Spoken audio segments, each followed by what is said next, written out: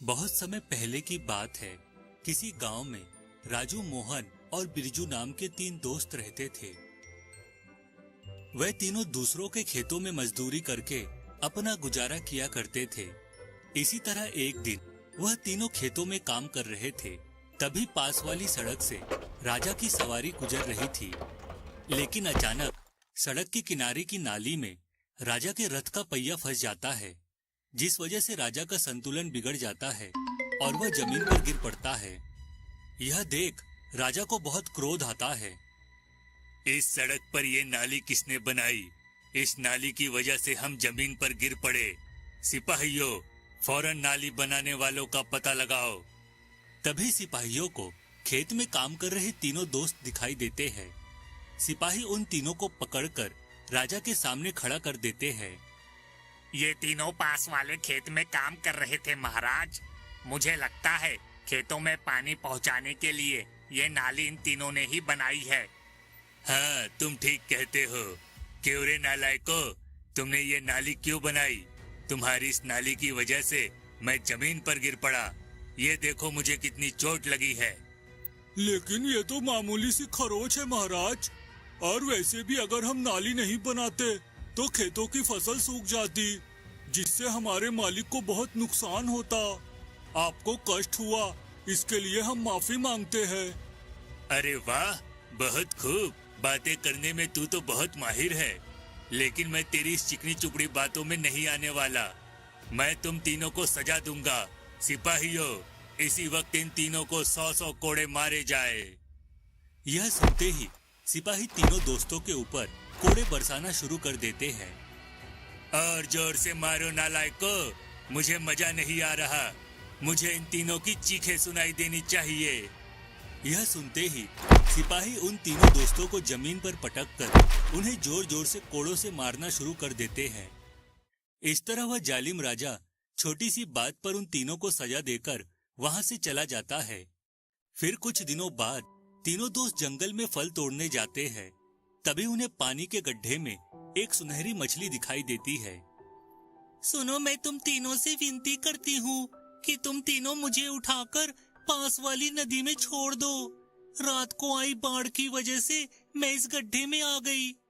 मछली की बात सुनकर तीनों को उस पर दया आ जाती है और वह उसे उठाकर पास वाली नदी में छोड़ देते हैं। मेरी मदद करने के लिए तुम तीनों का बहुत बहुत शुक्रिया। मैं एक जादुई मछली हूँ, इसलिए मैं तुम्हें एक वरदान देना चाहती हूँ। मांगो, तुम्हें क्या चाहिए? हम तीनों रोज पैदल चलकर अपने घर से दूर खेतों पर काम करने जाते हैं, जिस वजह से हमारे पैरों में दर्द होता है। इसलिए हम चाहते हैं कि तुम हमें एक मोटरसाइकिल दे दो। बस इतनी सी बात? ये लो, मैं अभी तुम तीनों को 3 जादुई मोटरसाइकिल देती हूँ। मछली की इतना कहते ही आसमान से 3 जादुई मोटरसाइकिल जमीन पर आ गिरती है।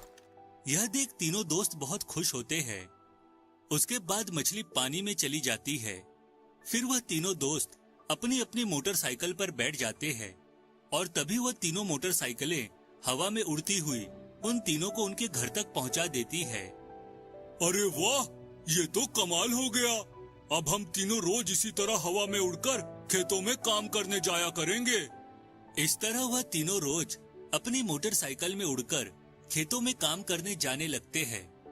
दूसरी तरफ उन तीनों के पास जादुई मोटरसाइकिल देखकर उनके गांव के लोगों को बहुत जलन होती है। उसी गांव में रामू नाम का एक आदमी रहता था। रामू तीनों दोस्तों से बहुत जलता था। फिर एक दिन रामू दरबार में जाकर राजा को उन तीनों जादुई मोटरसाइकिलों के बारे में सब कुछ बता देता है। उन तीनों नालायकों के पास जादुई मोटरसाइकिलें कहाँ से आई? हम राजा होकर रथ पर घूमते हैं और वह तीनों मजे से मोटरसाइकिल पर बैठकर आसमान की सैर करते हैं। नहीं नहीं, वह तीनों मोटरसाइकिलें हमें चाहिए। सिपाहियों, इसी वक्त उन तीनों के घर जाकर तीनों जादुई मोटरसाइकिलें उठाकर यहाँ ले आओ। राजा का आदेश पाकर सभी सिपाही उन तीनों दोस्तों के गांव में पहुंच जाते हैं। तभी वह देखते हैं कि तीनों दोस्त एक पेड़ के नीचे अपनी अपनी मोटरसाइकिल के ऊपर बैठकर बड़े मजे से आइसक्रीम खा रहे हैं। वो रहे तीनों, चलो उन्हें पकड़ लेते हैं। फिर सभी सिपाही उन तीनों को चारों तरफ से घेर लेते हैं। महाराज ने हुक्म दिया है कि हम ये तीनों जादुई मोटरसाइकिलें तुमसे छीनकर उनके हवाले कर दे। चलो सीधी तरह ये तीनों जादुई मोटरसाइकिलें हमें दे दो। नहीं नहीं, हम तुम्हें अपनी जादुई मोटरसाइकिल कभी नहीं देंगे। तुम्हारा राजा बहुत ही लालची और मतलबी है। तुम सब यहाँ से चले जाओ। हमारे राजा की बेइज्जती करने की तेरी हिम्मत कैसी हुई दुष्ट लड़के? लगता है तुम तीनों पिछली बार की पिटाई भूल गए हो। चलो साथियों, इन तीनों को मार मार कर अधमरा कर दो। उसके बाद हम आराम से इन तीनों मोटरसाइकिलों को लेकर यहाँ से चले जाएंगे। फिर सभी सिपाही उन तीनों दोस्तों को मारने के लिए आगे बढ़ते हैं, लेकिन तभी तीनों मोटरसाइकिलों की हेडलाइट से 3 बड़ी-बड़ी तलवारें निकलकर उन तीनों दोस्तों के हाथों में आ जाती है। अरे ये कैसा चमत्कार है! इनके हाथों में तो तलवार आ गई। तलवार हाथ में आ जाने से कोई लड़ाकू नहीं बन जाता बच्चे। चलो साथियों, इन तीनों पर हमला करो। फिर सभी सिपाही उन तीनों पर हमला कर देते हैं, लेकिन वह तीनों दोस्त जरा भी नहीं घबराते और अपनी तलवार से सिपाहियों के साथ मुकाबला करने लगते हैं। उन तीनों दोस्तों की जादुई तलवारों के आगे सिपाहियों की तलवारें नहीं टिक पाती और सभी सिपाहियों की तलवारें टूटकर जमीन पर गिर जाती है। यह देख सभी सिपाही घबराकर वहां से भाग जाते हैं। उसके बाद वह तीनों दोस्त अपनी अपनी मोटरसाइकिलों पर बैठकर हवा में उड़ते हुए राजा के दरबार में पहुंच जाते हैं। उन तीनों को देख राजा को बहुत क्रोध आता है। अरे ये तीनों यहाँ कैसे आ गए? हमने तुम्हारे सिपाहियों को मार के भगा दिया है। अब तुम्हारी बारी है। अरे मूर्खो, तुम हमारा मुकाबला नहीं कर सकते। अब तुम तीनों को मरने से कोई नहीं बचा सकता। चलो मरने के लिए तैयार हो जाओ। इतना कहकर राजा वहां मौजूद अपने सभी सिपाही और मंत्रियों के साथ उन तीनों दोस्तों के ऊपर हमला कर देता है। इस तरह देखते ही देखते वहां घमासान युद्ध शुरू हो जाता है। लेकिन थोड़ी ही देर में वह तीनों दोस्त सभी को धूल चटा देते हैं। अपनी इतनी बुरी हार देख राजा घबरा जाता है और अपनी जान बचाने के लिए वहां से भाग निकलता है। राजा को देख उसके मंत्री और सिपाही भी उसके पीछे पीछे भाग जाते हैं। इस तरह देखते ही देखते वे सभी उस राज्य को छोड़कर भाग जाते हैं।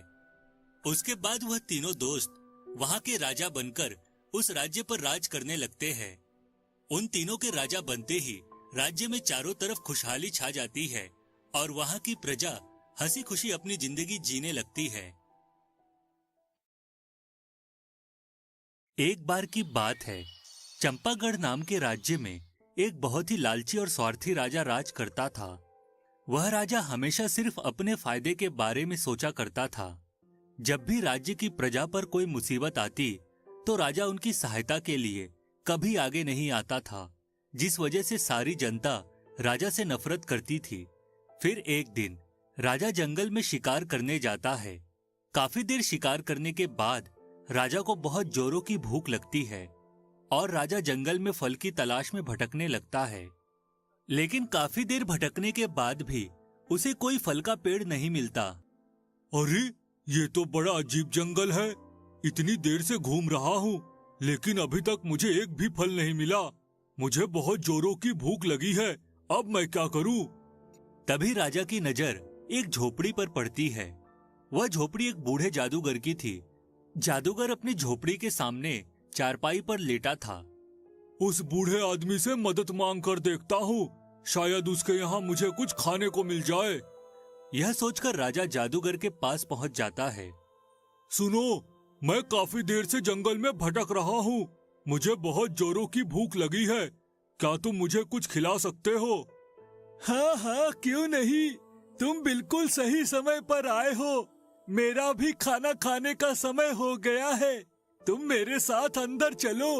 इतना कहकर जादूगर राजा को झोपड़े के अंदर ले जाता है और अपनी अलमारी से एक छाता निकाल लेता है।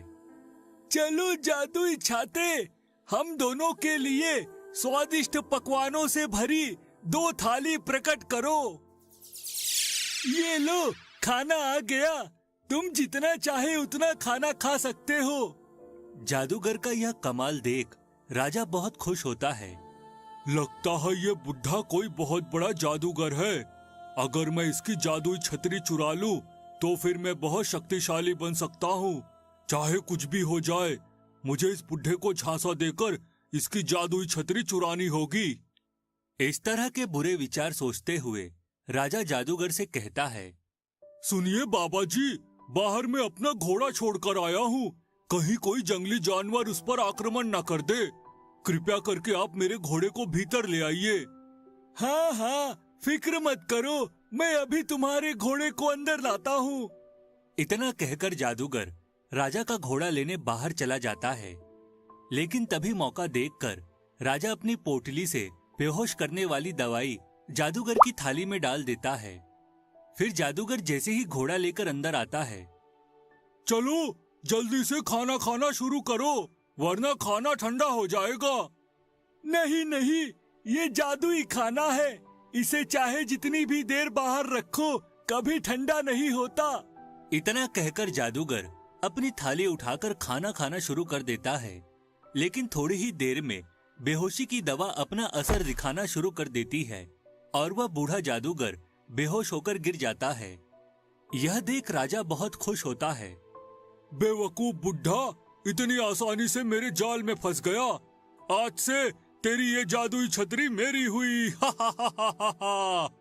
इतना कहकर राजा जादुई छतरी को उठा लेता है और अपने घोड़े पर बैठकर वहां से भाग जाता है। दूसरी तरफ जब जादूगर को होश आता है तो अपनी जादुई छतरी ना पाकर वह सारी बात समझ जाता है। अच्छा, तो वो राजा धोखेबाज था। उसने मुझे बेहोश करके मेरी जादुई छतरी चुरा ली। लेकिन अब मैं उसे नहीं छोड़ूंगा, मैं उसे सजा देकर रहूंगा। वह मेरे बारे में नहीं जानता कि मैं कितना खतरनाक जादूगर हूँ। मैं अच्छों के साथ अच्छा हूँ और बुरों के साथ बुरा। इतना कहकर जादूगर अपनी मंत्र साधना से एक नई जादुई छतरी बनाना शुरू कर देता है। दूसरी तरफ राजा अपने पास रखी जादुई छतरी का इस्तेमाल अपने फायदे के लिए करने लगता है। इसी तरह एक दिन राजा नगर के बाजार से गुजर रहा था कि तभी उसकी नजर एक खूबसूरत लड़की पर पड़ती है। उस लड़की की खूबसूरती देख राजा उसी वक्त उस पर मोहित हो जाता है। अरे वाह, ये तो कमाल हो गया। इतनी खूबसूरत लड़की मैंने अपनी पूरी जिंदगी में कभी नहीं देखी। इसे सड़क के बाजार में नहीं, बल्कि मेरे महल में होना चाहिए। फिर राजा उस लड़की के पास जाकर कहता है, सुनो लड़की, तुम्हारा नाम क्या है? मेरा नाम चांदनी है। वाह, कितना खूबसूरत नाम है। तुम अपने नाम की तरह ही खूबसूरत हो। सुनो, मैं तुम्हें पसंद करने लगा हूँ और तुमसे शादी करना चाहता हूँ। यह सुनकर लड़की के होश उड़ जाते हैं। तभी बगल में खड़ा एक बूढ़ा कहता है, अरे महाराज जी, आप ये कैसी बातें कर रहे हैं? यह लड़की तो आपकी बेटी की उम्र की है। इस तरह की बातें आपको शोभा नहीं देती। उस बूढ़े की बात सुनकर राजा गुस्से से तिलमिला जाता है। खामोश हो जा बुढ़े, वरना मैं अपनी तलवार से तेरा सर काट दूंगा। मैंने इस लड़की से शादी करने का फैसला कर लिया है और दुनिया की कोई ताकत मुझे नहीं रोक सकती। चल हट मेरे रास्ते से। लेकिन तभी बाजार में मौजूद सभी लोग राजा का विरोध करने लगते हैं। अच्छा, लगता है तुम सबको चर्बी चढ़ गई है। अगर मेरे रास्ते में कोई आया तो मैं उसे जिंदा नहीं छोड़ूंगा। लेकिन वह लोग जरा भी नहीं घबराते और हाथों में डंडे उठाकर राजा और उसके सिपाहियों को घेर लेते हैं। हा हा हा हा हा हा हा। अरे मूर्खों, तुम लोग मुझसे उलझकर बहुत बड़ी गलती कर रहे हो। अभी बताता हूँ तुम्हें। इतना कहकर राजा अपना जादुई छाता निकाल लेता है।